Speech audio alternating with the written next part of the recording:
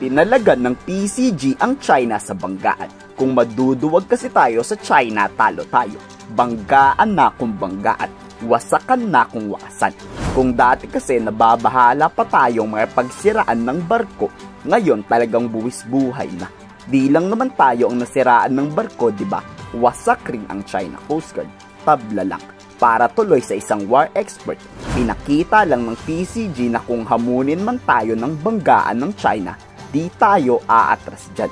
Kung ang dating administrasyong Duterte nga ay nagpatalo sa takot, ibahin mo raw magdesisyon ang Marcos administration.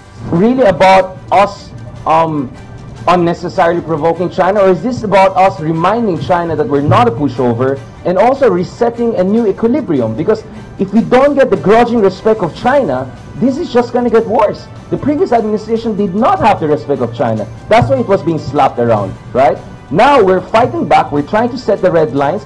Obviously, China will fight back, but the response is not to go back to before, because the Duterte approach did not work.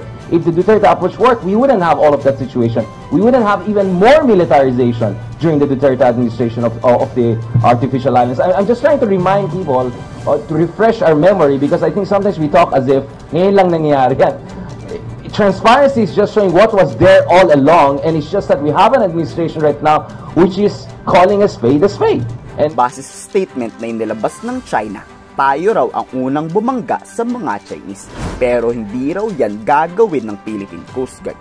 Ayon yan kay spokesperson Jonathan Malaya. Ang totoo raw na nangyari ay China ang unang nag-initiate ng banggaan. 2 times tayong binangga ng China, gumanti lang tayo at nang bangga rin. Things like aggressive actions, they're trying to normalize it and force the hand of the Philippines. But unfortunately for them, we have a new foreign policy under this administration. It's a policy which prioritizes asserting our rights and our privileges in the West Philippine Sea, no matter how they respond. I just state to everyone that the Chinese Coast Guard, especially the spokesperson Gan Yu, released a statement this morning wherein it portrayed the Philippines as the provocative party here. The Chinese Coast Guard statement talked about a deliberate collision on the part of the Philippines. The Philippines provoked it, and the Philippines has been repeatedly provoking trouble. In fact, in their version of events this morning, it was the BRP Bagakay who allegedly rammed 21551. But as you can see from the damage itself, or from what Jim has shown, Cecil has shown, and from the short and spliced misleading videos, because the Global Times just came out, that's why we were busy.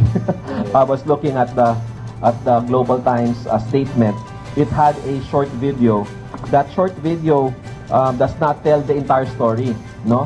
It's a spliced video, it's a misleading video. It again shows China as the benevolent actor here, no?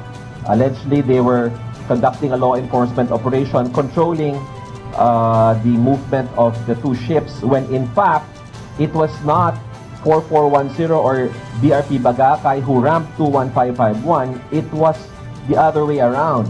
21551 in truth rammed our vessel BRP Bagakay 2 times, and the physical evidence proves this, no? And also, China will be surprised because we have some media on board, international media on board these ships.